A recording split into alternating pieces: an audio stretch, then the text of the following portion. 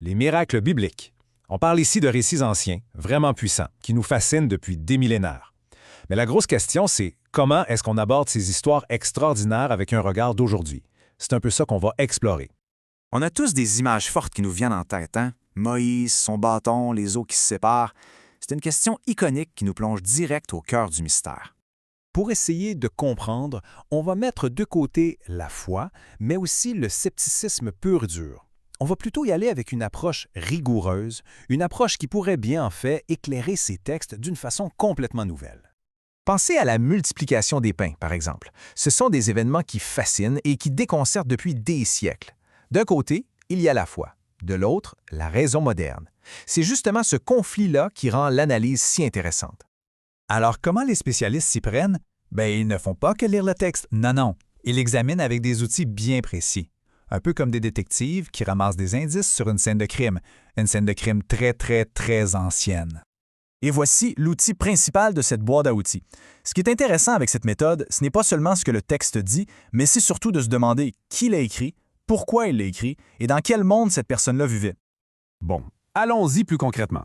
Le processus se fait en 3 grandes étapes. D'abord, on décortique les différentes versions du texte. Ensuite, on part à la recherche de preuves matérielles, de traces archéologiques.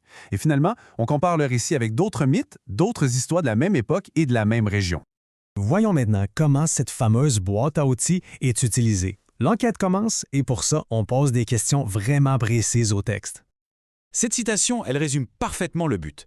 Il ne s'agit pas de juger, mais bien de contextualiser. L'idée, c'est de trouver des points d'ancrage dans l'histoire, dans le réel, pour mieux comprendre d'où vient le récit. Par exemple, un historien se demanderait si un événement aussi immense a eu lieu, est-ce qu'il y en a des traces ailleurs, dans les documents des civilisations voisines? Est-ce que les archives égyptiennes, par exemple, parlent de la perte d'une armée au complet? Pour un autre type de miracle, l'analyse va plutôt se concentrer sur le texte lui-même. Comment l'histoire est racontée dans les différents évangiles? Est-ce qu'il y a des détails qui changent d'une version à l'autre? Parce que ces variations-là, ce sont des indices super précieux sur l'intention de l'auteur. Et ça, c'est un point crucial. L'analyse historique, ça mène rarement à un verdict simple, à un oui ou à un non clair et net. Le but, c'est plutôt de construire une image plus nuancée, de comprendre toute la complexité qui se cache derrière l'histoire. Et c'est là qu'on arrive vraiment au cœur de la démarche. Quand on arrête de se poser juste la question du vrai ou faux, ça ouvre la porte à une compréhension qui est beaucoup plus riche.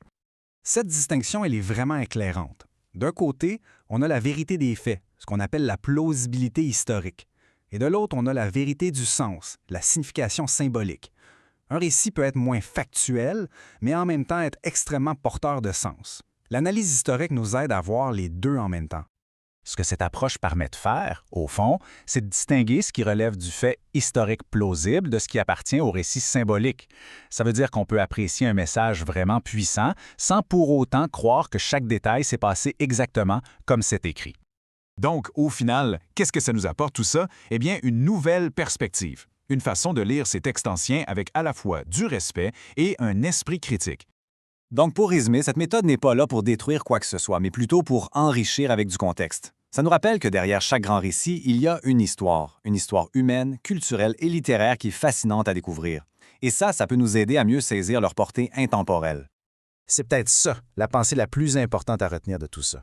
Si on déplace notre attention de la preuve factuelle vers le sens profond, on découvre que ces récits, ils ont encore énormément de choses à nous dire, même aujourd'hui.